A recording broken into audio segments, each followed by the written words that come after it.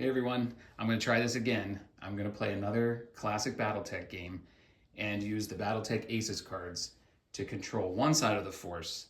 And this time I'm going to just keep it super simple. I'm just going to have a 2 versus 2 skirmish, and one side just has to destroy or cripple both units from the other side.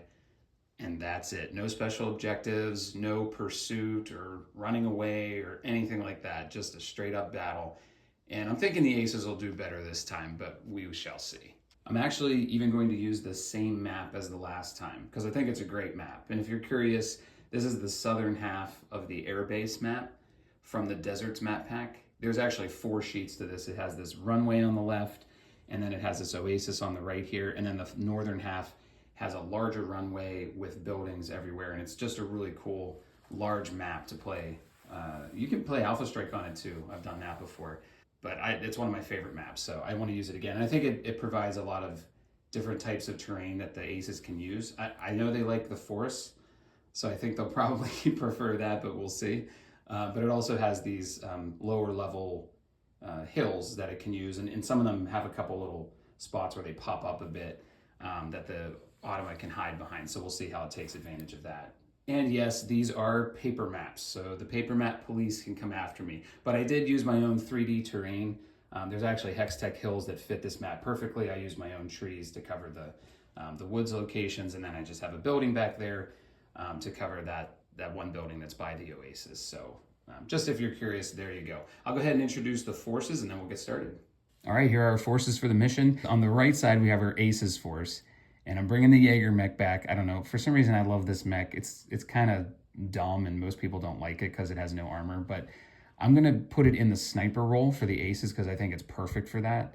And then I'm bringing a Hunchback, which is gonna be in the Juggernaut role. And I think these will be good because they're such defined roles for the Automa that it should be able to put them to good use, and they're really complementary. The Hunchback wants to get up close and just blast people with a huge autocannon, and the Jaeger mech wants to sit back and pummel things with little autocannons. And I don't know, I just think there'll be a good combination of personalities. But, you know, I thought the last mission would work out well too, and not really. So we'll see how accurate I am this time. On the left is the force. I have a Vindicator, just a standard VND 1R.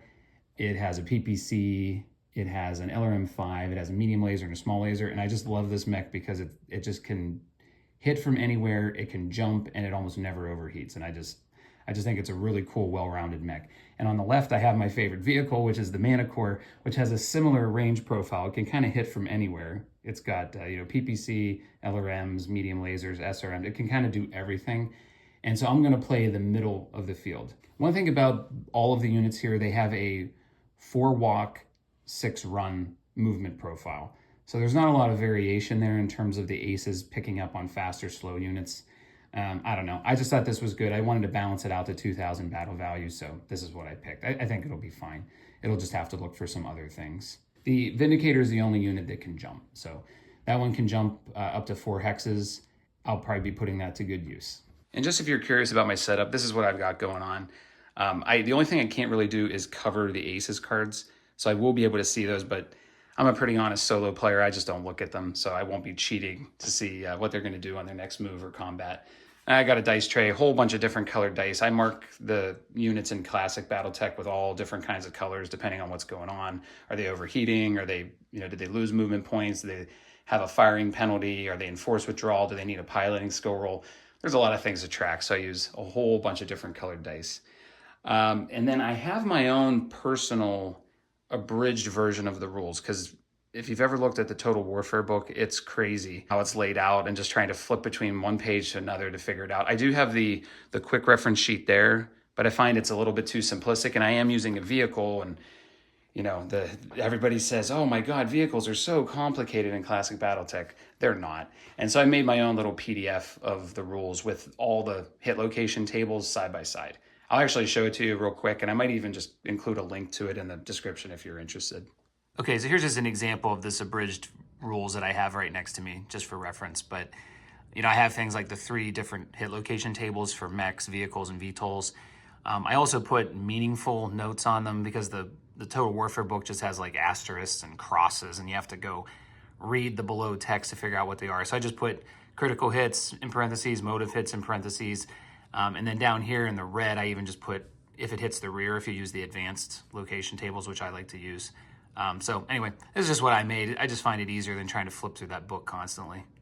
So the aces won initiative, so I had to go first. So I moved my Vindicator into a nice little level 1 hill that's going to give it partial cover. So the way I made it, the rules, I guess, if you will, on the fly, is just they could enter in any of these 3 hexes in the center. So any of those 3 were valid. So that was enough for it to walk 3 hexes. So walking movement, of course, gives me a lower penalty on the firing later. But then because it's up against that hillside there, it should have partial cover against anything that's coming in from the south. So I marked it with a white dice. So white represents walking movement, and the 1 on the dice represents its target movement modifier when something tries to attack it. All right, so the sniper's up first, so I'll go ahead and pull the card, and let's take a look at what the aces are gonna do. All right, so I think the sniper's gonna skip the first one. It looks for moved enemies within 18 inches, which will be 9 hexes on the classic map. But this one, it should apply. I'm gonna just treat it as though it already is standing here in this first hex, and that would be 15 hexes to the Vindicator. So it's going to, it can only target the Vindicator, so we can kind of skip down through here. So it's gonna say use ground movement, have no enemies within 6 hexes. That should be easy. Onto the lowest elevation, it already is onto the lowest elevation on the map, except for the water, which it can't get to, and then occupy the woods. It's not gonna be able to do that. Like I mentioned at the beginning, it's a pretty open map. But I think it's pretty clear what would be the best move here. So if I have to take over a little bit, I will for this first move. But it can get, with 6 movement for running, it can go 1, 2, 3, 4, 5, and 6. And it can likewise get adjacent to one of these level 1 hills, which will give it partial cover. So if you're not familiar with classic BattleTech, in order to get partial cover, it's way harder than Alpha Strike. In Alpha Strike, it's like if you're next to anything and you hide, a third of your miniature, you're in partial cover. But in classic BattleTech, really the only way it happens is if there's a terrain feature adjacent to you that is 1 level lower than the mech. So in this case, a mech is level 2. This hill is level 1. That would count as partial cover. And the partial cover is determined by the line of sight going from a straight line from the attacker to the target. So if it passes through this hex, then that counts as partial cover. So there's a little crash course on how that works, because I'll probably be using it a lot. And also in classic, if I'm just doing this because if people aren't familiar with it, because they bought the Aces box to play Alpha Strike, and maybe they're just curious about classic. But each unit has its own set of movement points, which I already talked a little bit at the beginning about. So they have 4 movement for walking and 6 movement for running. So I was able to use 6, and I marked it with the wrong dice here. Somebody's probably already saying that. Sorry about that. There we go. So I used running movement because that gets it 6 points of movement, but changing your facing. So when I get here, I have to change facing for 1 movement point, and then I can finish my move here. Because it moved between 5 and 6 hexes, it gets a 2 TMM. And I mark it with a black dice to indicate it used running movement, because during the combat phase, it will have a +2 to attacking, and the Vindicator will only have a +1 because it used walk movement. So again, there's the Cliff's Notes for classic BattleTech. I won't get into too many rules, but figured I'd just throw that out there for the Alpha Strike players. All right, I'm gonna move my other unit, and then we'll come back and see what the Hunchback's gonna do. All right, so my Manticore entered in the same hex as the Vindicator and just moved forward to get 3 hexes, so it gets a 1 TMM and gets a walk movement dice in white. For the Hunchback, which is the Juggernaut is gonna go next, I don't really think it has anything it can get from this card. There's nothing within 24 inches, which would be 12 hexes. So it's gonna go to the nearest, and it wants to get cover from the target. That's its primary objective, but I don't think I can get it.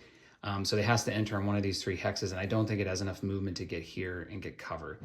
So we're gonna go into the next option, which is just be able to target it. And in order to do that, it's gonna have to move forward a full 6 hexes, which is its maximum movement, and then it would be within 9 hexes of the Manticore. So I think that's what I'm gonna do. 1, 2, 3, 4, 5, 6. And then I will likewise mark that with a black dice with a 2 on it.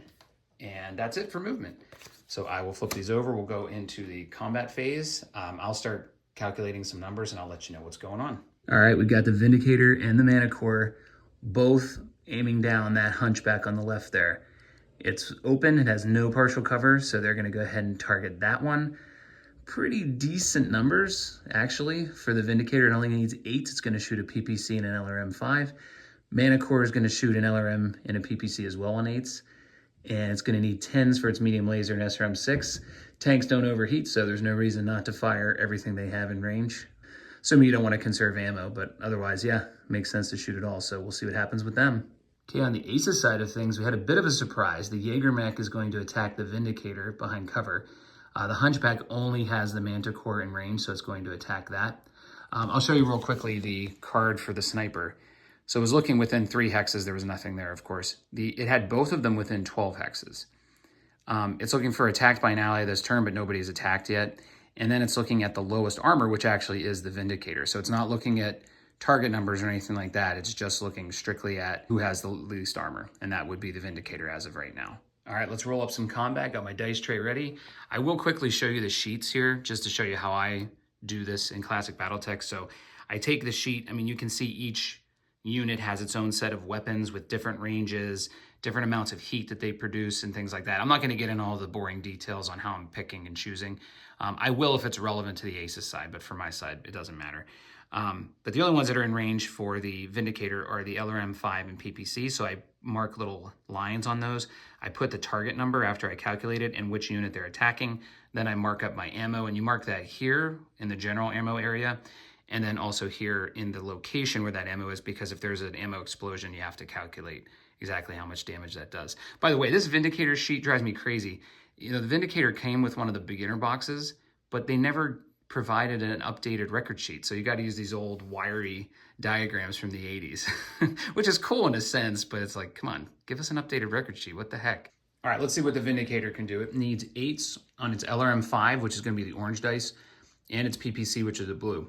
So it's going to fire those over that level 1 hill and see if it can hit that wide open Hunchback. And it's important that it hits, and it's important that the Mana Core hits, because once this Hunchback gets into range, it can seriously mess these things up. So they need to try to do some damage to it right now. All right, let's see if I can get some 8s here.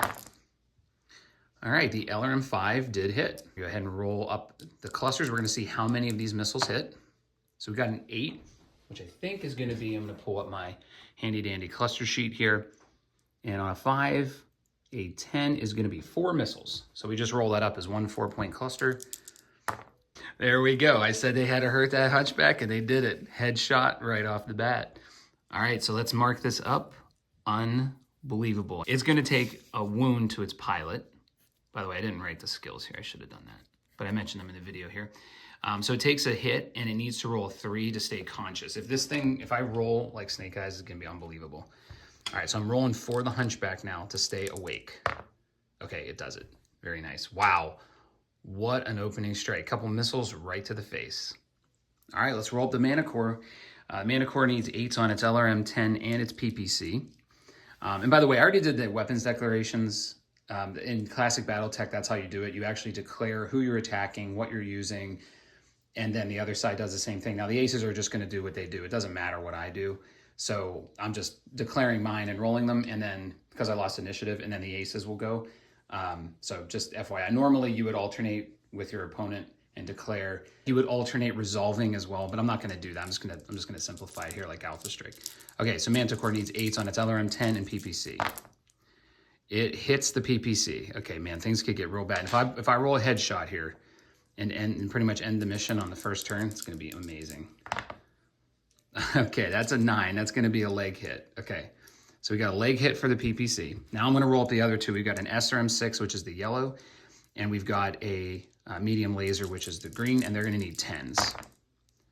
And it misses both of those. Okay, so let's deal with the PPC, which hit the left leg on the Hunchback. So let's move it down here. And let's go ahead and get the record sheet up here. And that's going to be 10 points of damage to its left leg. Pretty significant. So that does not do enough damage to require a piloting skill roll. Normally that would be 20. The Hunchback only took 14. So it's not enough to make it do a piloting skill roll, but that's not a great start for the Aces. That's, that softens up the head a little bit. All it takes is 2 headshots and things could get pretty ugly. So, okay, let's see what the Aces are going to do now. All right, so I mentioned the Jaeger Mech is going to attack the Vindicator, and it's up first. And just to show you what happened here, so it did look for low armor. Now, when I look at the overheat, this is where things get a little bit interesting in terms of the adaptation to Classic, but it has a target number of 9 for all of its autocannons, all 4. It can't shoot its medium lasers, and it's a pretty heat-efficient mech. So even though I would look at these just to double check, there's really no way for it to overheat in most cases until maybe it took like an engine hit or something. So none of these would apply, but I just wanted to show I am going to evaluate these and try to adapt them as best I can. I did see a comment in the other Classic video I did about ammo usage, and that's another thing I'll have to think about, especially for the Hunchback. Whether it should use its ammo or not, because it is a little bit limited. So just something to think about. Jaeger-Mech's going to attack the Vindicator. I'm going to use these 4 sets of dice. The pink and purple are going to be the AC2s, and the yellow and orange are going to be the AC5s. Now, when I roll these, if they hit, the way partial cover works in Classic BattleTech is if I roll anything on the legs of the mech, they don't hit. You actually just act like they hit the hill and nothing happens. So just something to keep in mind there. All right, I'm going to roll these up. Let's see if I hit any. I need 9s. Okay, yeah, it hit 1 AC5. That's it. So just this one yellow AC5. Let's see where it hits. The Vindicator's left arm. So I'll go ahead and move this down here. And I will start to go through this a little faster as we go along here. But just for the first round, I'm going to show you what happens. So it's going to take 5 damage to the left arm. Okay, now let's see what the Hunchback's going to do. All right, so for the Hunchback, it can overheat. Not by a lot, but it could overheat a little bit. Now, the target numbers that I have are going to be 10s. All of its weapons are relatively in the same range, so they're all in long range. It's going to be 10s to hit the mana core. And so since the numbers are pretty high, it doesn't have any heat, so there's no reason to not attack. You would rarely do that in Classic BattleTech anyway. You would just reduce the number of weapons you shoot to cool off a little bit. But it's not a TN8 or a TN6, so I won't have it overheat. So I'm just going to fire its AC20 and 1 of its medium lasers to keep it off the heat scale. The thought would be, should it use its autocannon in this situation? So if I pull up the sheet here, it only has 10 shots of its AC20. When I'm thinking about it, I don't think, there's no objective in terms of the number of rounds we're going to have, but I don't think we're going to get to 10 rounds. I'd be very surprised. So I am going to go ahead and shoot that and give it its maximum chance to do some serious damage here. So I'm going to go ahead and roll this up. I'm going to use the yellow for the AC20, and I'm going to use the green for the medium laser, and I need 10s on each. Oh, that AC20 got so close, but it doesn't hit anything. All right, so that'll end our first round of combat. I'm going to put the cards at the bottom of the deck, and we're going to go ahead. I'll roll up initiative again, and we'll go through movement for round 2. Nobody really has any heat, by the way. You would, in Classic BattleTech, you would go through the heat scales and double check if anyone built up any heat, but I think I was pretty careful this first round and didn't do anything that would cause any of the mechs to generate heat. All right, so the player side won initiative this time, so the aces are going to have to go first. And the first card here is for the Juggernaut, the Hunchback, which is unfortunate, of course, because it wants to go last and find a real juicy target to shoot that AC20 at. But this card's super interesting in terms of adapting this to Classic. So I'm going to go through it with you because I think this raises some pretty cool questions about what do we do here. So the first one doesn't apply because nothing has moved yet. But the second one says, if this unit has more armor than the damage rating of any enemy in 24 inches, which would be 12 hexes, that would be the Mana Core. Actually, the Mana Core or the Vindicator. Now, neither of them have nearly enough damage power to destroy all of the Hunchback's armor. So this is a weird one with Alpha Strike where it's very clear, like, it can do 4 damage and I only have 3 armor. Okay, that makes sense. Here, the Hunchback has like 100 armor and nothing can do 100 damage on the other side. So I'm just going to say it's going to use balanced movement. But check this out. So it's going to find the nearest, or any target, but it wants to target the nearest one, which would be the Mana Core. It uses ground movement, doesn't have any jump. It wants to get closer to the target. Okay, no problem. We can certainly get closer to the target in many ways. Lots of ways to do that. Then it says, get cover against as many enemies as possible. Well, that we can do because we could put him right here. And that would give him cover against the Vindicator and the Mana Core, at least right now. But this is where Classic gets interesting because your TMM is based on your movement. And if I'm playing this force, putting this Hunchback right here with a 0 TMM because it only moved 2 hexes, but getting the partial cover doesn't seem like a very good idea. So I don't know if that's what I would do, although that would technically satisfy this card. So here's where the good old golden rule comes into play. Do you just override this card because it isn't a very good move? Or do you say, I can technically do what this card says? I can get closer and I can get cover to all the enemies. That's the dilemma. Or I'm sorry, that says targeting as many enemies as possible and get cover against as many enemies. So yeah, still that would apply to that spot. So again, I can technically do what the card says, but from the standpoint of a classic BattleTech player, that would probably not be very wise, because now not only am I putting myself as an easy target, but I'm also giving the enemy an opportunity to move away, which is what they want to do, and get out of my range and still fire at me. So I just don't think this move makes very much sense. So I think I'm just going to take over and put it where I think would be best. Okay, this was my first idea for the move. I was going to get it over this way, and my thought process was that I want to keep the player away from the woods and the water here. I don't want the player to be able to use, because the Vindicator can jump around in here.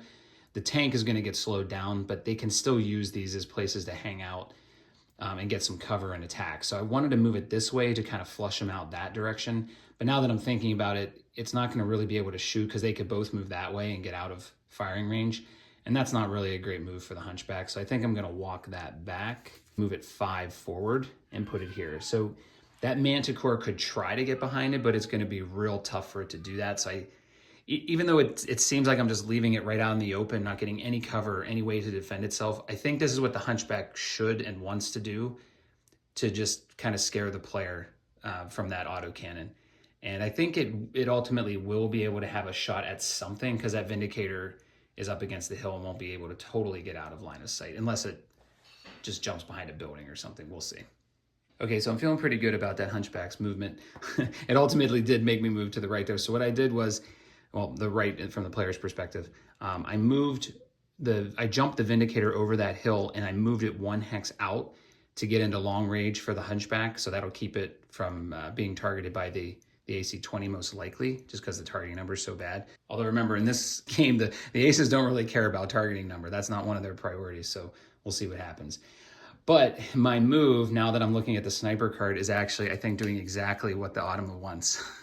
So tell me what you think here. So it's going to use aggressive movement, because it's saying, are there any moved enemies within 24 inches, which the Vindicator has moved, and it is in 24 inches, and no unmoved enemies in 12, which would be 6 hexes, and there are none. So what's interesting is now it's going to look for, it's going to go out to 24 inches or 12 hexes, which they both are, but it wants a move target. And it also wants a red, which would fall in the Vindicator as well, because it wants lowest TMM and lowest armor. You know, this is where it gets funky, because the TMM of the Vindicator right now is 2, and the Manticore, you know, it doesn't have 1 yet. It could potentially be 2.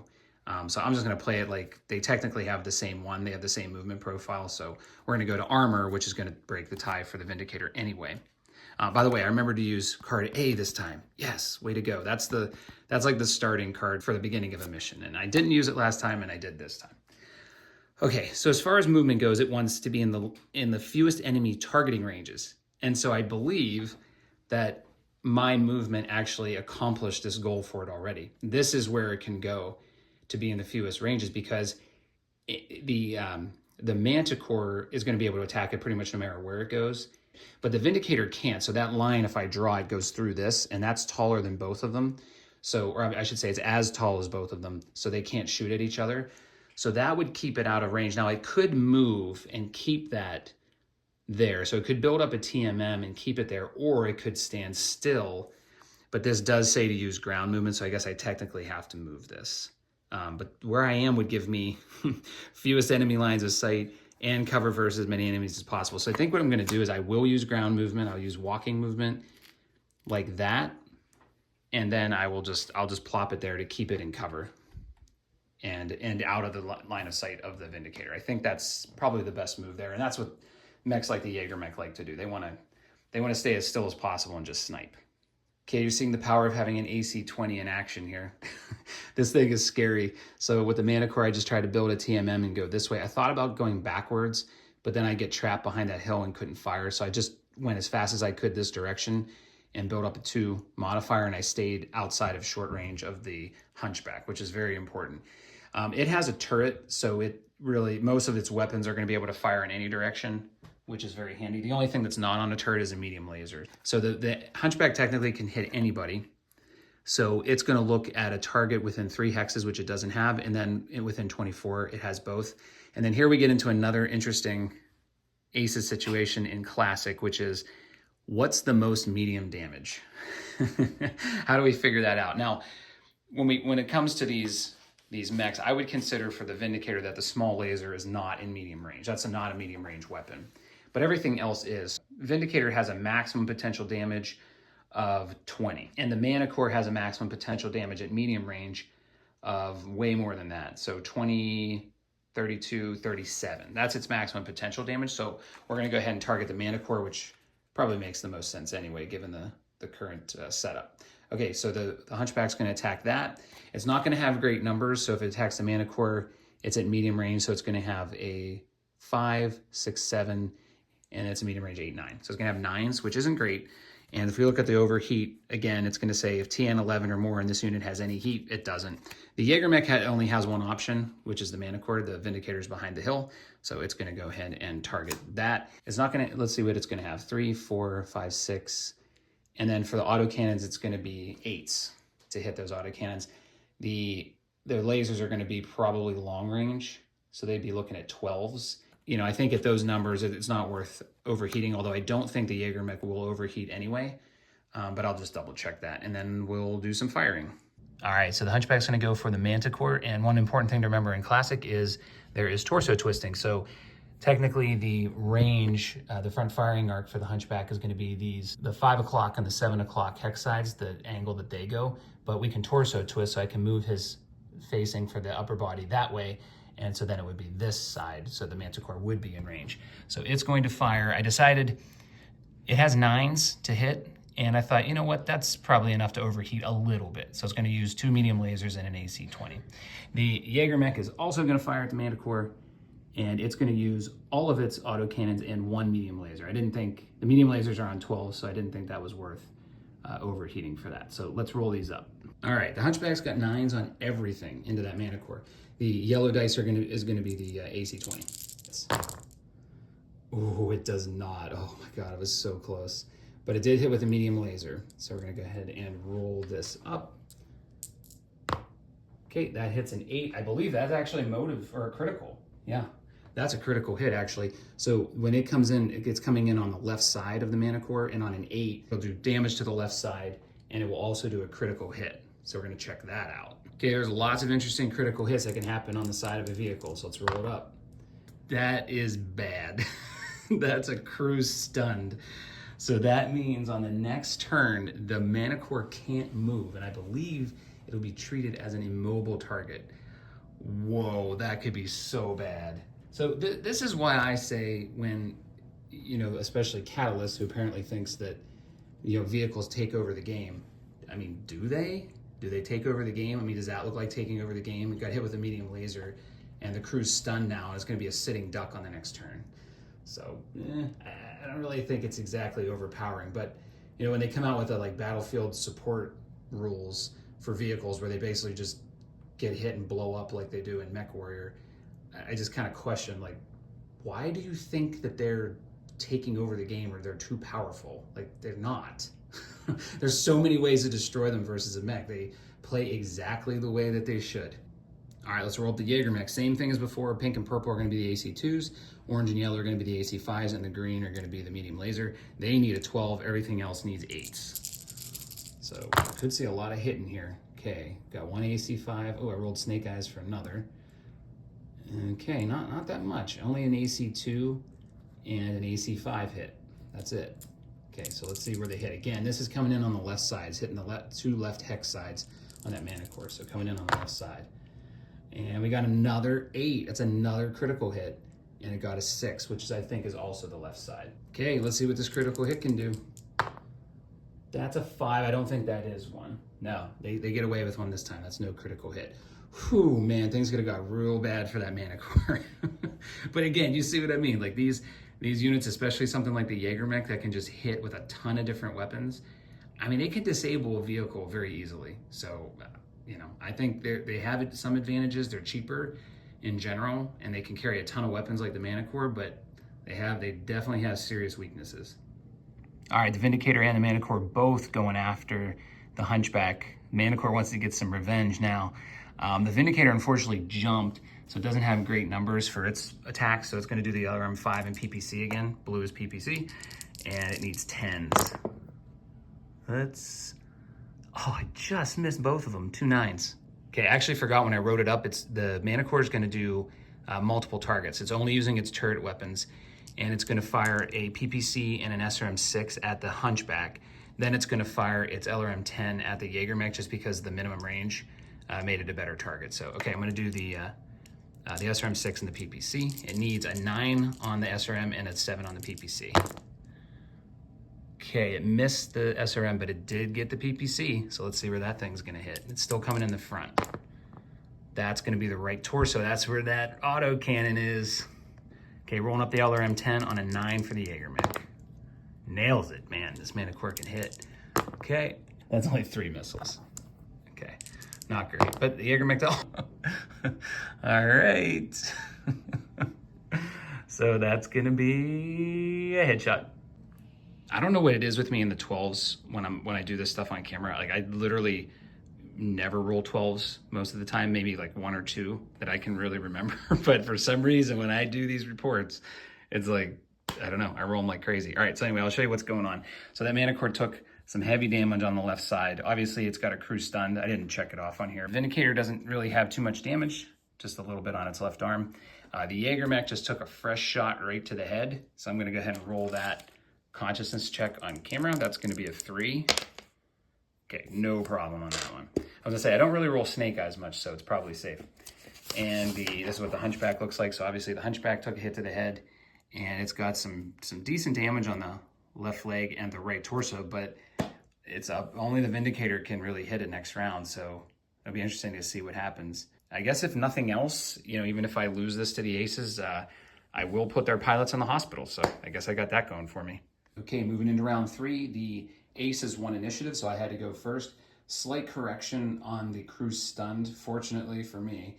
The unit can still move, but it only has cruising speed. So all I could do was use the lower version of the speed, which was 4 movement points. So I just moved it to 3 hexes to build a TMM.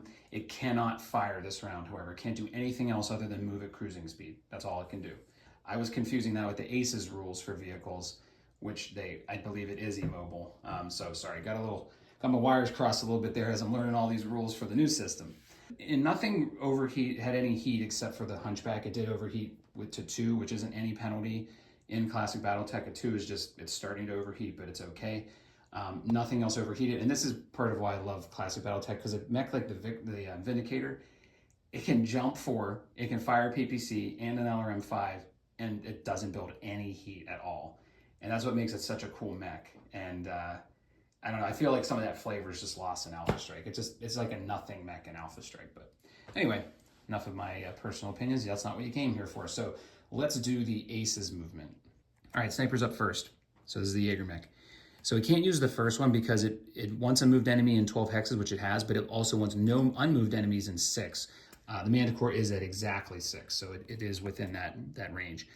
But there is a moved enemy within 30 inches or 15 hexes, so we're good that we're going to do balanced. It wants a target within 8 hexes, which it has the Manticore, so we don't need to bother with the filters. And it wants to be able to attack it when it's done, which it can. It doesn't want any enemies in 6 hexes, so it's actually going to need to move back a little bit.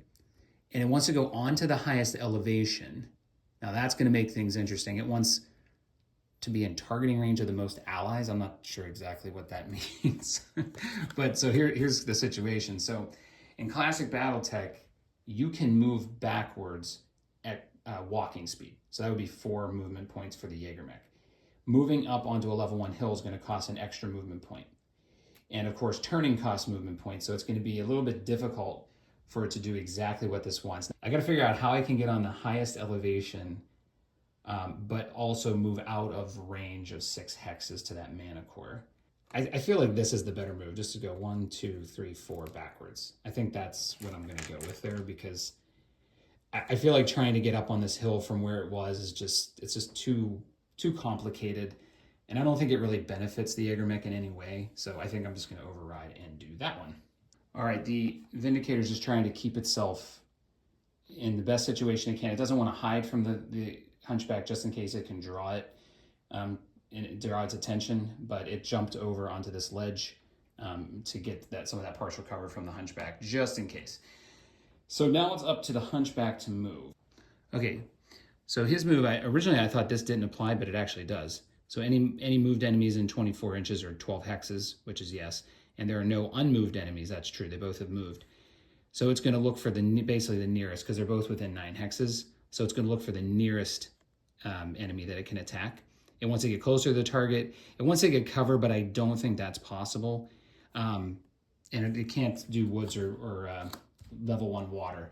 So I think it's really just going to move as close as it possibly can. So I think I could 1, 2, 3, 4. I could walk it there. It wouldn't get a TMM though. So it'd be pretty much a sitting duck for that Vindicator. If I run it, I could get a 1. I think I will run it. I'll just get it here because then it's going to be able to, it's really going to be able to hit it hard if I do that. So I'll give it the running movement and give it the TMM of 1 there. All right, let's get into combat. All right, so I went ahead and did my attacks. I mean, obviously the Mana Core can't do anything. So the Vindicator is just going to unload what it can on the Hunchback, but this is where this is the disadvantage of having the attack profile of the Vindicator, where it has just a little bit at every range. Unfortunately, that means all it can really do is the PPC and the medium laser. I could probably do the LRM, but it's going to be a bad number because it's so close.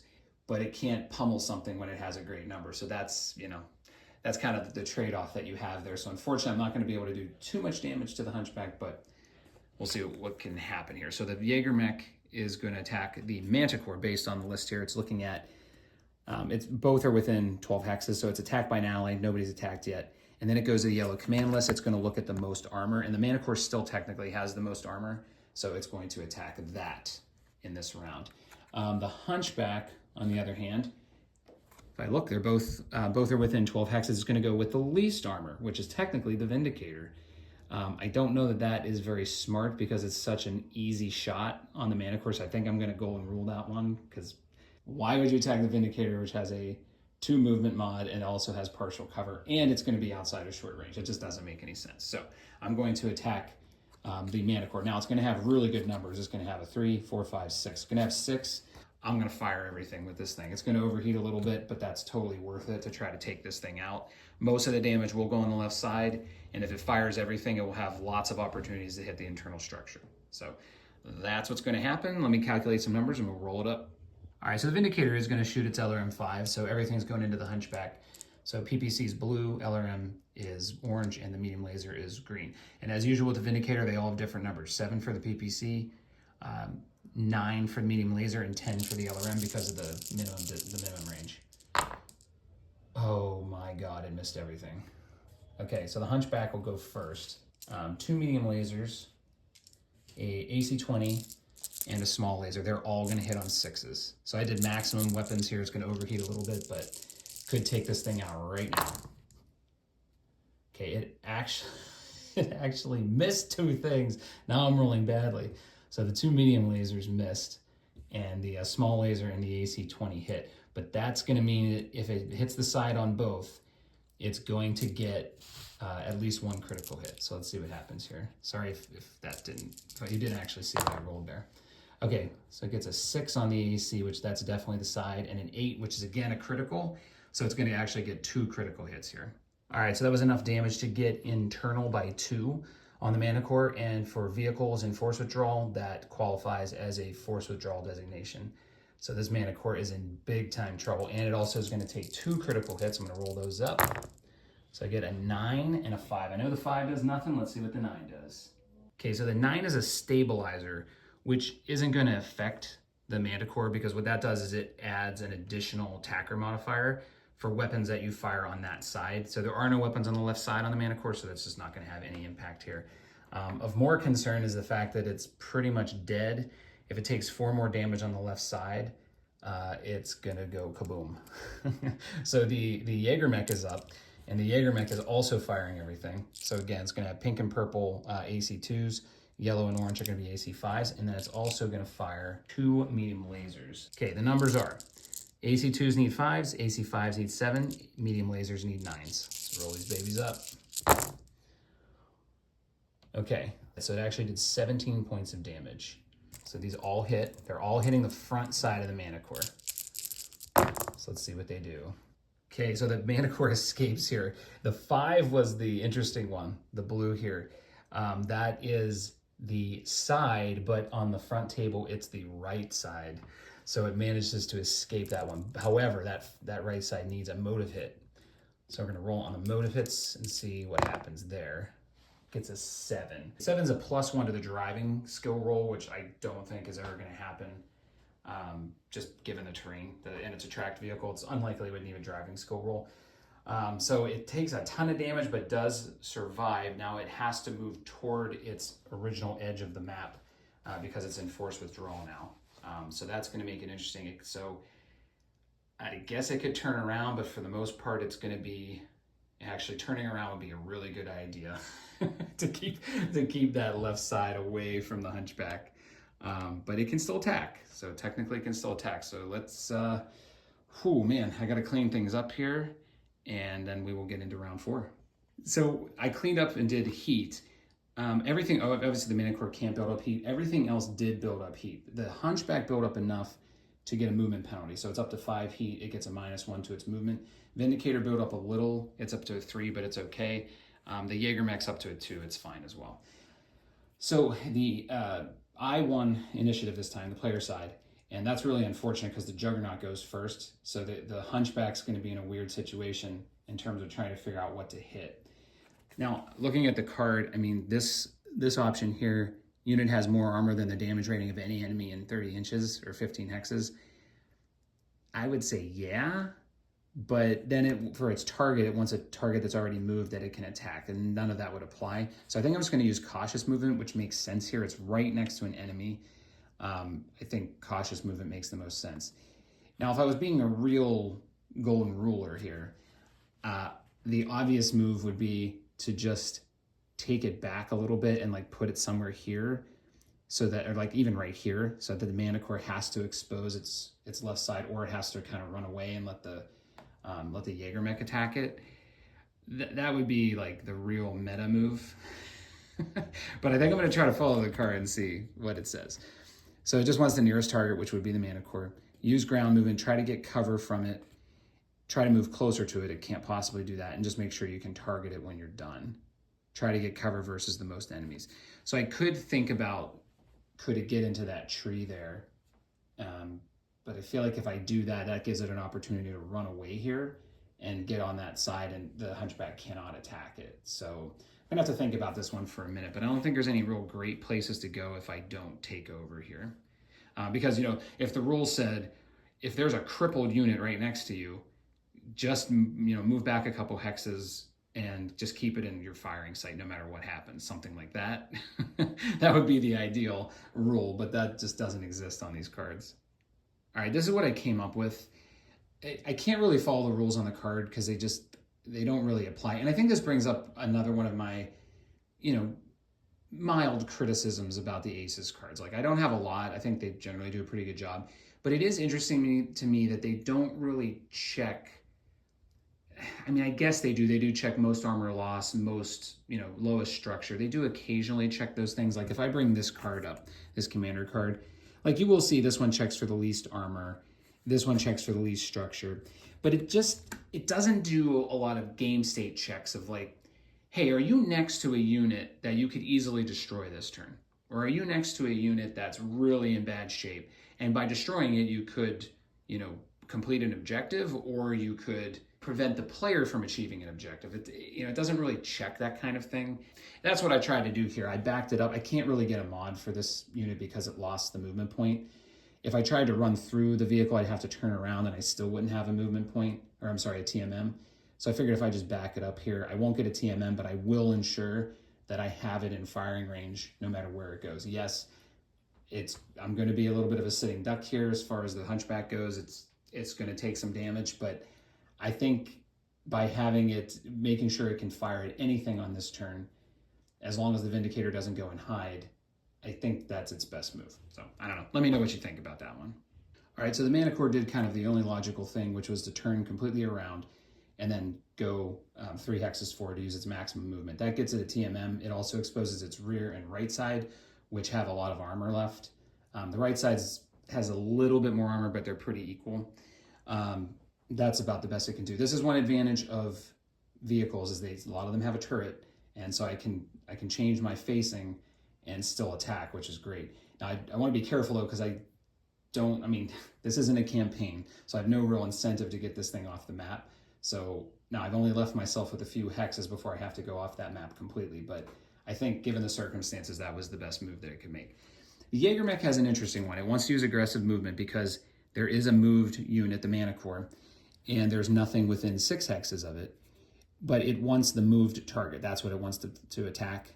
So the yellow wants the most armor, which would be the Vindicator, but this is saying it wants the moved target. So this is going to override that. But you see what I mean here. It's like the yellow list is saying most armor. Well, that would be the Vindicator, and that actually would be pretty smart in this case. Go after the one that you have to destroy to win the objective. But how does it know? It's like sometimes it's most armor, sometimes it's least armor. There's not really any, check of whether that unit matters or not, I guess is maybe where I'm coming from with what I was talking about. In any case, it wants to get in the fewest enemy lines of sight, which it could, I think actually where it is, no, it actually can't get out of the Vindicator's line of sight. There's really no way for it to do that. So it just wants to get cover versus the most enemies, and Occupy the Woods can't do that. So it could move back to its original den here, which I think is probably its best move. So I'll go 1, 2, 3, 4. That'll give it a TMM of 1. That'll give it partial cover, not to the Vindicator right now because it's up higher, but it will have partial cover to the Mana Core. All right, Vindicator decided, you know what? This is a pretty good situation for me. I'm just going to chill. So it's going to use standstill movement. I mark standstill with a gray dice. I know in the book, I think it says use a white dice showing a 6 because nothing can get a 6 mod when it walks, which that's fine, but I just use a different color. I use gray. So yeah, Vindicator's going to sit still. So we're going to get into combat now. The aces have to go first, so I'll just go ahead and pull up the cards here and we'll take a look at what they're going to do. So the Juggernaut, the Hunchback, is going to go for a unit within 12 hexes, which it has, and then it goes to the red command list. We don't have a destroy objective.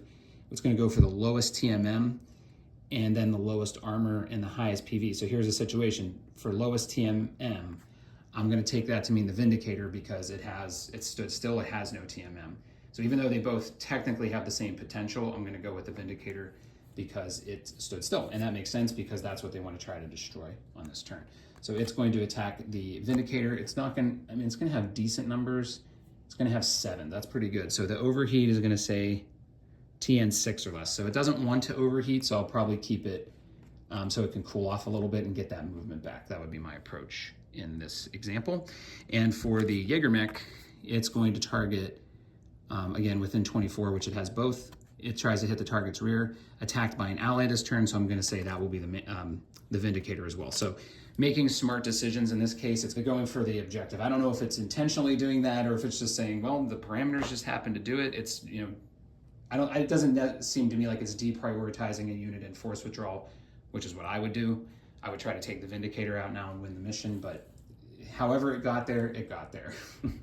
So I think my units are most likely just going to pound on that Hunchback and try to take it out. If we can take the Hunchback out, believe it or not, I think the Vindicator can take the Jaeger mech, but we shall see what happens. The Hunchback has a ton of armor. Okay, here's the situation. Hunchback could be in for some pain this round. Again, I struggled with that move, but I just thought, just trying to build a TMM in this situation when it might potentially not be able to attack anything just wasn't a good move. So we'll see if it turns out to be stupid or not. The Hunchback is going to fire just an AC 20 and medium laser into the Vindicator. So that will let it cool off enough that it can get its movement back. And then the Jaeger mech can only hit the Vindicator with its autocannon, so it's going to fire all 4. That'll let it cool down as well, even though it doesn't really matter. Vindicator is going to unload into the Hunchback. Mana Core is going to unload into the Hunchback.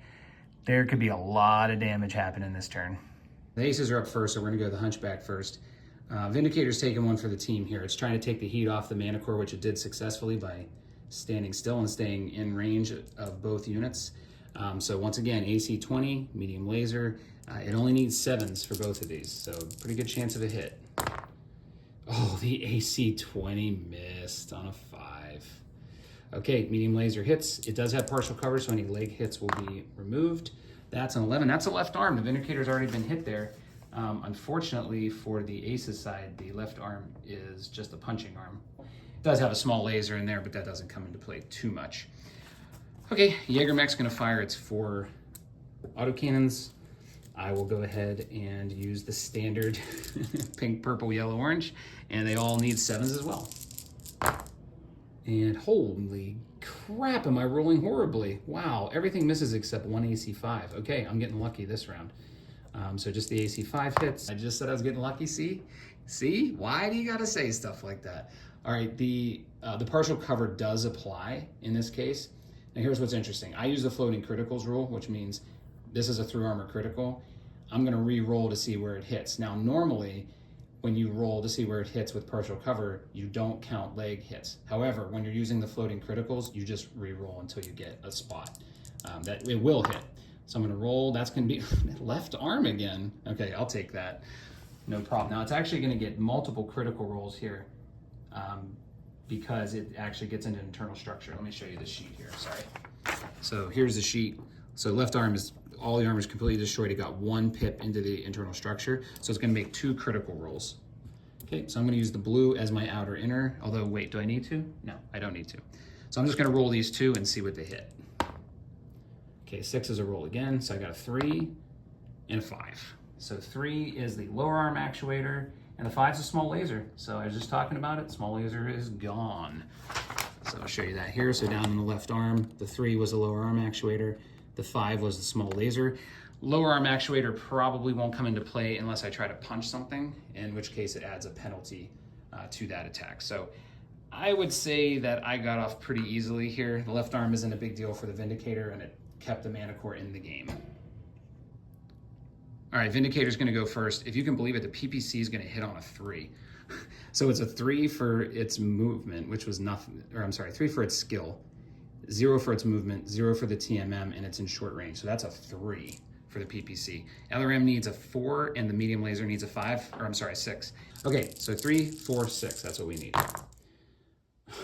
Oh my God. Well, the LRM actually hit on its 4, just barely, but everything else, yeah, everything hit in this case. Yeah, that's a decent amount of damage. Okay, let's roll up the cluster hit on that. So a 6 on an LRM 5 is gonna be 3 missiles. So that's gonna be 18 damage. Okay, 18 damage coming in. Let's see where they hit. Any head hits? No. So we got the PPC went to the left arm, no big deal there. LRM went to the right leg, and the medium laser went to the center torso. Those are all places where the Hunchback has really taken no damage, so that's unfortunate. All right, mana core's up. I may have said it could shoot its medium laser, and it's going to shoot everything, but it can't. The medium laser's in the front, not the turret. So it's going to shoot PPC blue, LRM 5 or LRM 10 orange, and SRM 6 in yellow, and it needs 5 on the PPC and 7s on the missiles. Oh man, the missiles all missed. Oh my God. Where are my 12s? Okay, well the PPC hits. A 12 would kill the Hunchback. Oh, got 1-6. All right, that's gonna be the left torso. Again, hasn't taken any damage there. So this is the beauty and the maddening part of Classic is I just can't get those spots I want. So here's what the Hunchback looks like now. Definitely took a lot of damage and it will need a piloting skill check, but because it took more than 20 points of damage. But really nothing happened. It's still easily in the game. And yeah, didn't really take that much damage. So what I do with the piloting skill, I mark them with a pink dice and I mark how many they need. Then I figure out what the roll is. But this one's gonna be real easy. It's just a straight 5. So the piloting skill's 4, needs to roll a 5 to stay upright. Stranger things have happened. So close. All right, so that'll do it. Nothing too crazy happened, although there was a lot of damage in the Hunchback, but nothing significant. So yeah, I'll clean it up again. All the heat should be gone from everybody, and we'll get into round 5. Okay, I want initiative again, and the Juggernaut has to go first with an 11. This is what's interesting about this system because you're pre-configuring which units move first, and so because the Juggernaut's going first, initiative is totally boom or bust. If it gets initiative, then it can pretty much go after a move target. If it doesn't, it can't go after anything. It has to move first, which you would not want to do. Obviously, you'd move the Jaeger Mech first in this scenario as a player. So, but I'm just going to follow it. I know some people will say, well, this is stupid, just let it go last, but I'm going to play it the way it is. This is supposed to test aces. I also lied about the heat. The heat's not gone, but the penalty to the Hunchback is gone. The Hunchback and the Vindicator still have a little bit of heat, but nothing to give them any penalties. So, all right, we'll start moving. All right, let's go through the first movement part. Hunchback had another tricky one again because it's going first, but it would use balance movement here. It's going for the red, which is the lowest armor, which at this point is the mana core. Once it get closer to the target, occupy woods, get cover. It really couldn't do that, really, no matter where it moved. And I didn't want to move it, like the closest place it could get cover, so to speak, would be here or here. But then that gives the Vindicator a chance to jump behind it, which I don't think that's a smart move. So I moved it a little bit this way and then 1 hex over to get closer to the mana core and in short range. But then the Vindicator can't jump and get behind its arc. So if the Vindicator wants to get closer and get in a brawl, then the Hunchback's going to be in short range with its AC 20. I might still do it, but I'm going to see what the Jaeger mech does here first. Oh, and obviously I moved the mana core up just 1 hex. At this point, it's in the right side. It has a lot of armor. I'm fine with taking the heat on the mana core so that it can still do some damage. So at this point, I'm fine with it getting blasted on that side. Okay, Jaeger mech's also using balanced movement. Here's another one where it's like, do I just override and just do the golden rule? Any moved units in 12 hexes, yes, the mana core. It's going to look for the blue, and the blue is going to be the lowest structure, which is the mana core at this point. And once it get closer to the target, try to occupy woods, can't do that. No enemies in 6, that's fine. But once you get closer to the target, now where do I do that? The only place I can do that is to move out in the open. I don't know what getting closer does. So if I count, I think it's 10 hexes. Yeah, it's 10 hexes, which technically if I could get within 8, that would improve its ability to hit those AC 2s. So I guess from that standpoint, I'll go ahead and do it. So if I go 1, 2, 3, 4, 5, 6, that's going to get it to 8 hexes. I already counted that to see if that was a good movement. It'll give it a TMM of 1, which I guess is technically better. If the Vindicator stays up there, it actually has a lower modifier because the partial cover won't count. So I'll do that. I mean, the Jaeger mech is a clean sheet, hasn't taken any damage. So I'll go ahead and do that. Now I got to think about how I want to handle the Vindicator, which might just stay exactly where, you know what, I think it is. Why would it move at this point? You know what, the only thing it might do is move just to make sure it has partial cover to the Hunchback. I got to double check that line. All right, here's the situation. So the Vindicator is scooched over 1 hex just to get partial cover to the Hunchback. And the aces both wanted to attack the Manticore. I'm going to let the Hunchback do it because the numbers to the Vindicator aren't great. It was going to have to get 8s to hit anything. So I'm going to let it take out the Manticore, because if it takes the Manticore out, I probably would have to just run away. I don't think the Vindicator can take these 2 out by itself. I mean, I maybe could, but it wouldn't be very exciting for you to watch. The Jaeger mech I did override. I'm going to have it attack the Vindicator because it has a really open shot. It's closer to the Vindicator, so I think that's probably the way to go. The Vindicator is going to unload on the Hunchback again, and the mana core is going to do half because the long-range weapons are bad numbers to the Hunchback, so it's going to do half. The medium laser and the SRM-6 to the Hunchback. Oh, can't do the medium laser. Keep forgetting that. Okay, it's going to do the SRM-6 to the Hunchback, and it's going to do the LRM-10 and the PPC to the Jaeger mech. So the Jaeger mech's going to get attacked for the first time. Has pretty good numbers too for either one of them. So we'll go ahead and do the Hunchback first. So let me get some dice here. Put this out. So the Hunchback is going to fire everything. The AC 20, of course, is the yellow. That only needs 5s. The 2 medium lasers are going to be the green and blue. Those need 5s, and the small laser needs 9s. I'm sorry, it needs 7s. Excuse me. Sorry about that. Let's see what hits. Yep, absolutely everything. So this could be the demise of the Manticore. Let's see what happens here. Coming in on the right side. Okay, a lot of damage. This is the right side. I know that one. This is the right side for the small laser. This is the right side. Uh-oh. And this is the 10 might be the turret. Yeah, the 10 is the turret on the Manticore. So I'm going to have to calculate this real quick. If you can believe it, it did exactly the amount of armor that it had on the right side. Every single pip. That was 28 armor. That's exactly what it had left. Wow, I can't believe it. And then it did 5 damage to the turret, which actually has been hit twice.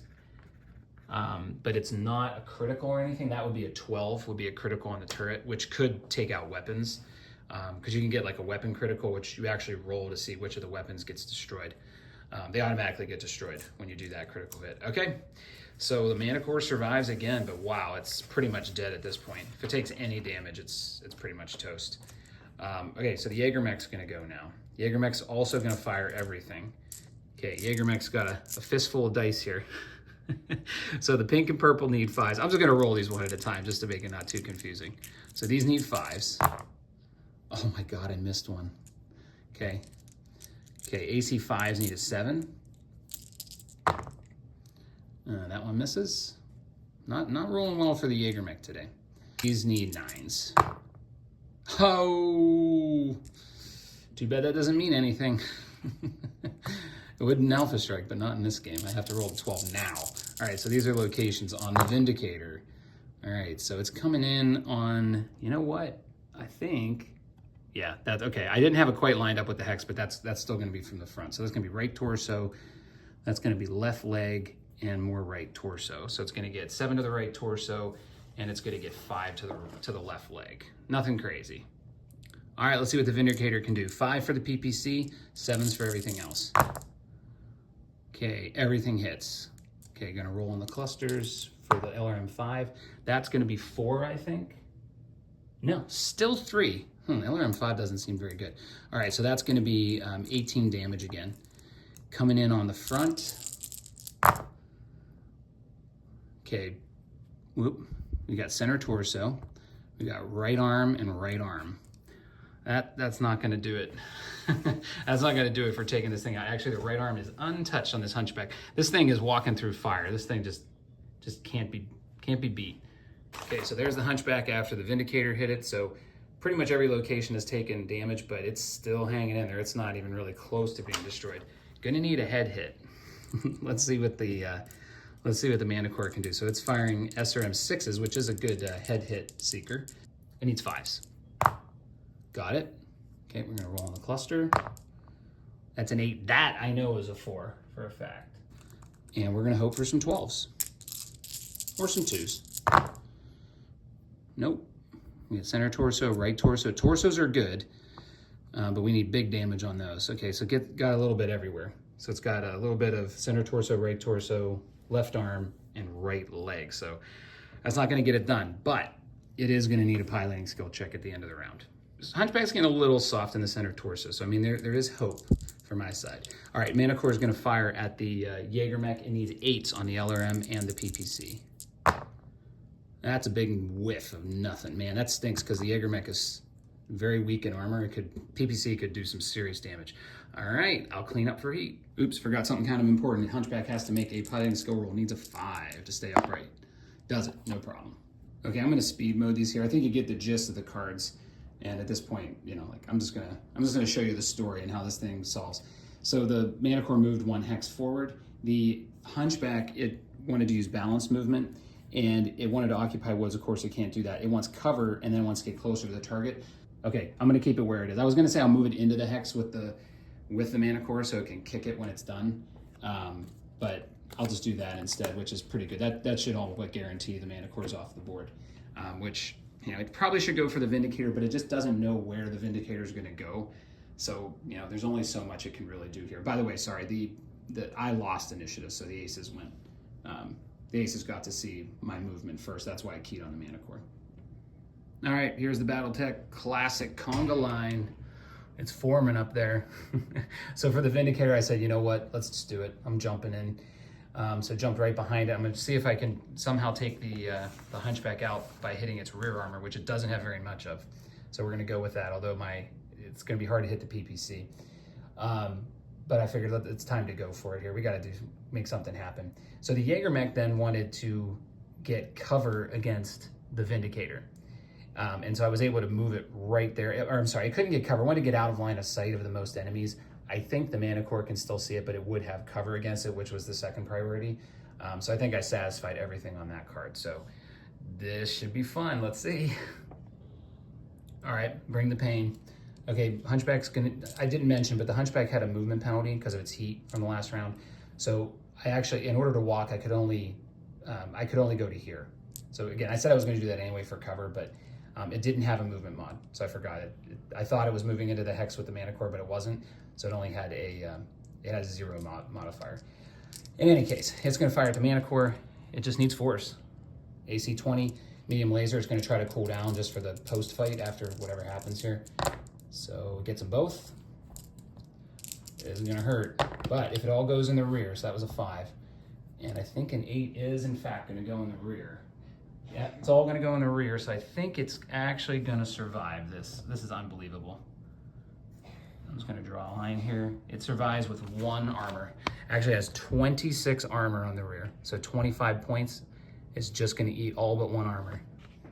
Unbelievable.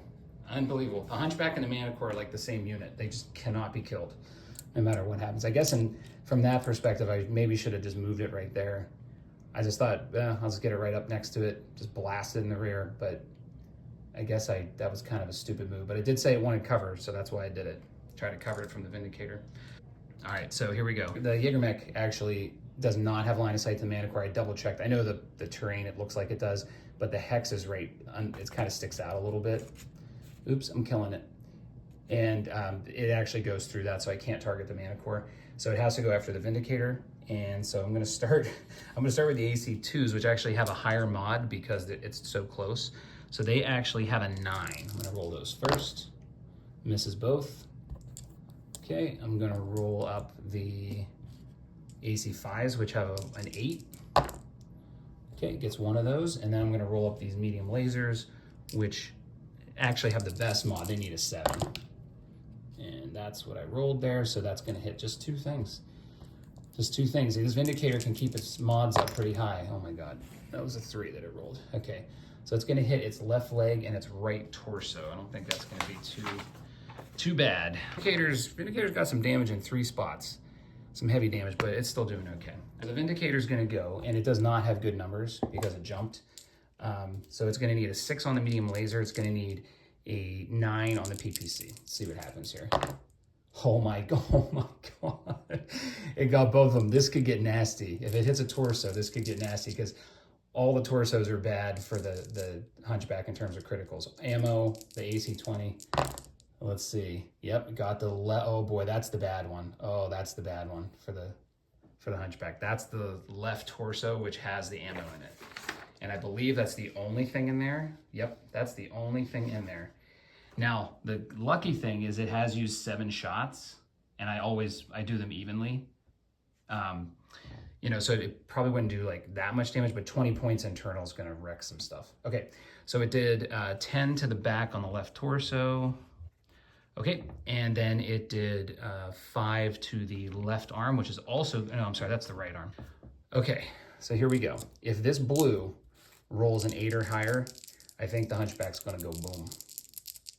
At least potentially. It doesn't. Oh, I missed criticals and everything. Oh, had a chance. Oh, it was so close. The Manticore is going to shoot. Now, it has really bad numbers. 5s on the SRM6, that's not bad. It needs an 8 on the PPC, and it needs 11s on the LRM. So not great. Okay, ooh, just barely hits that. Doesn't hit anything else. So it just gets the SRM6. Let's see how many hit. That's a 9. I think that's still 4. Nope. That would be 5 missiles, actually. So let's see where these 5 missiles go. Need some 12s. Oh, so many 6s, but no 12. Okay, that's right torso, left arm, right leg, left arm. Yeah, that was 10 more damage. So it's going to get another piloting skill check.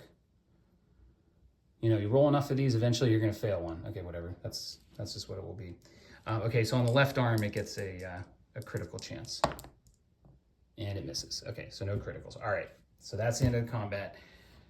Everything's still standing. The Mana Core is still standing. It's definitely dead on the next round, almost for sure, if the aces want to go for it. Yeah, I'll clean up. We'll move it to the next round. We're going into round 7. Piloting skill check, needs a 5. Gets an 8. Got it. All right, here's the movement. So by the way, I switched out the captain card because finally one of the conditions was met, which says if there is an enemy in one of your units' rear. So that one applied, so I switched up to card D. Kind of mattered a little bit because the Jaeger mech ended up keying on the Mana Core. But in any case, the Hunchback had to go first because the Aces lost initiative. So I actually rolled a 12 for the brown dice. So the Ace had to go first. There was really nowhere for it to go. I was going to move it here to get it covered, but then that was going to let the Vindicator get in its back, or at least on its side arc. So I thought the best thing was just to go forward and spin around. Go forward 3 hexes and spin around because nothing can get in its back now. So the Mana Core has to move forward. Now, what's funny is the Mana Core has very little damage to the front. So I guess it could survive again. I don't know. I don't know. Again, I guess maybe I should just have put it here and let it, because then it could torso twist and hit the side, right? Because it would had to have been like that. But I guess it could torso, yeah, it would have it in its arc. I don't know. That wouldn't have really changed anything, I don't think, because I think this is the best it can really do. I don't know. You can disagree with me on that one. But it also gives it an opportunity to race toward the Vindicator on the next turn. Okay, so then the Jaeger mech wanted to move away from people, keyed on the Mana Core, but then wanted to move away, get away from units. So I just moved it straight back. And then the Vindicator decided to just turn around and go after it. It's 7 hexes from the Hunchback, so I don't think it can attack it. So I'll get the numbers ready and let's see what happens. All right, Hunchback needs 5s for everything. Small laser's the red. And it gets everything. Okay, let's see where it happens. It needs a side hit and it would destroy it. Okay, that's a critical. Yeah, that's a critical. I think that's, that's gonna be 30 points of damage to the front, and then that's gonna be a critical chance. All right, I'm not making this up. It literally took every single bit of armor. It actually was, because the 2 was actually a front as well. So it did 35 damage. That was exactly, so you can see the 7 that I bubbled in before, and then the rest was all to the front, and it soaked up all the damage. This thing's ridiculous.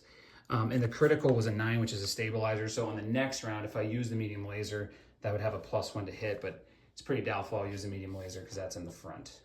But I don't know what to say. This thing's ridiculous. Okay, Jaeger mech hit a few things. It actually got internal on this AC5 shot on the Vindicator. So it's going to have a critical roll on that. And they got this through armor critical, so we're going to see where that hits. That's going to hit the right arm. That's nothing really special. That was the medium laser. And so these are both going to have a critical chance. Yes. So this one gets a critical chance in the right arm. Blue is going to be the outer inner, which I don't even know that it has one. No, it's the right arm. A 6 on the green. That is the PPC. Bye-bye PPC. That's probably going to end our mission here unless something crazy happens here. So yeah, that was 5 damage into the right arm, and then the critical was a 6 because there actually was no outer inner, so I just used the green dice, and that was the PPC. So yeah, that stinks. Okay, Mana Core hit with 2 SRMs and 1 medium laser. Almost got internal on the left torso, didn't quite, but did get internal on the right arm. So it's rolling a critical hit, nothing. All right, Vindicator hits with the PPC and the medium laser on the Jaeger mech. I'm gonna roll these up, see if they hit arms, it could do some serious damage. And it did. PPC hit the left arm, and the medium laser hit the left leg. Okay, just gonna roll the PPC up. Let's see if it does any critical damage. Yes, it does, and it does have outer inner. Okay, so the blue is the outer inner. So it's at lower 2, which is nothing, gotta re-roll it. Upper 1, that's gonna be a shoulder, uh-oh. So that's gonna be to the left arm, that's gonna be a +4 on the AC2 and AC5 for that particular arm. But in the end, nothing really happened. All right, well, the Aces won initiative. And I think at this point, because of that PPC shot to the Vindicator, I don't really see how I can win this. I mean, I guess I could jump around and just try to, dink and dunk a little bit and see if I could somehow end these 2 mechs. I just think it would take a miracle. The Hunchback is really close to going into force withdrawal. It has just about enough internal damage where it's going to have to move itself off the map. So, I'll take a minor victory there. That I will, even as I'm walking off here, maybe I would get it. But I think what I'm going to do is just move the Manticore off, because it can go through the Hunchback due to the stacking rules. A vehicle can be in the same hex as a mech. So it's going to go ahead and move through there, or whatever. It's going to get off the map one way or the other. The Hunchback, I'm not really looking at the cards, but the Hunchback at this point would probably move forward just a bit. Right there, I would say the Hunchback would move. That way it keeps the Vindicator can't jump behind it, but it doesn't give it a lot of good places to go. So I would just jump it into here temporarily just to hide it. The Jaeger mech could come out a little bit and spot at it, but I think at this point, thinking in campaign terms, I'm thinking that the desert camo mercenaries would yield, surrender the field, and they would just agree to end the mission here. I think that that this force would agree to that because the Hunchback's pretty close to going into force withdrawal, and there's a couple little things in there that could happen. It could detonate the AC ammo, something bad could happen. Same could go for the Jaeger mech. That could take ammo explosions, so it just wouldn't really make sense for these two to continue. So if the one side surrenders, I think we'll say that the aces take the surrender, and that's it. So I think this mission was pretty good. It was definitely more exciting than the first one. I think the aces did pretty well. I don't know that they did anything like super spectacular or anything like that, but they certainly put on a better performance. I think having the specific roles for the two mechs really helped. But I'll clean this up and then I'll just do a quick debrief on what I thought and ask the question again, would I use this if I wanted to play Classic BattleTech solo? All right, well, there you have it. My second test in the books. Like I said, I think this one certainly went a lot better than the first one. I think the mission, just having two forces face off and just try to destroy or cripple the other, I think that helped a lot. The Aces decks are definitely more suited to just figuring out what's a good target to engage with, where do I move relative to that, and then, who's the best to strike at right now. So it really is suited to this mission, and I think that the roles were so unique. Like you had one that just wanted to get up in everyone's face, and that suited the Juggernaut role well, and then one that wanted to hang back and kind of shoot BBs at the enemies. That one worked well with the sniper as well. Although I will say the sniper deck, I was a little surprised. It had quite a few cards that actually wanted to get closer to the enemy and didn't necessarily want it to be in cover, but for the most part, I think the places I put it made sense given the card parameters, and it mostly did stick to the partial cover and shoot from afar, which made sense. It may have also helped where I came in on the map, so we started relatively close to each other in a mostly open area, so it did prevent the Automa from constantly just funneling into woods. And I know that's not a bad move. I mean, using woods as cover is pretty standard fare for BattleTech, but it just seems like the Automa cards in Aces just constantly want to get in there at all costs. It's like, yeah, okay, try to, do this or that, but mostly just go occupy the woods or the depth one water to get cover. And again, it makes sense from an Alpha Strike perspective because it's just so easy to get that cover without much thought. You can get your maximum TMM and get in the woods and get that extra bonus cover, and there's really nothing to think about. In Classic, there's so many more things to think about. You have to worry about your TMM and building it up, and then trying to get cover, but it doesn't always work out. Sometimes you just have to build the TMM through movement and forego the cover. And I did that a couple times here where it just didn't make sense to stand still or just walk into a tree with no movement modifier. I had to find a way to move the units to at least get a 1, if nothing else. So in any case, this definitely worked out better. I hope it was more entertaining for you. There was actually some hitting, and I think it put on a better show for what Classic BattleTech can be. And especially, I think, if nothing else, it showed you how awesome the Hunchback and the Manticore are. I mean, the Manticore just would not die. I probably didn't position the Hunchback ideally at the end there. I probably should have just gotten into the side no matter what, so it could just blow that Manticore out of the way. But it was still pretty cool to see just how much damage the Manticore could take and how much damage the Hunchback could take. I mean, it just it got hit everywhere, and it still was ticking at the end. So that was pretty cool to see. It was cool to see the Jaeger mech as well actually function and do a good job when you have a unit like the Hunchback that draws so much attention because it's scary. You know, that the Jaeger mech can actually be pretty useful. It didn't roll great, but it was able to just, you know, plink away at the armor, and eventually it did what it needed to against the Vindicator. It got a critical hit on the arm, took out the PPC, and it basically made that mech borderline useless. I mean, I could try to keep running around and just hit it here and there, and the Jaeger mech is pretty soft, but you know, when it loses its punch, it's not quite as it's not quite as great of a mech. So that PPC is very important to the Vindicator. So that was cool to see as well. I guess coming back to the major question is, would I use these cards as a replacement for me playing solo where I just control both forces myself? And I think the answer for me is still no. I wouldn't use these cards.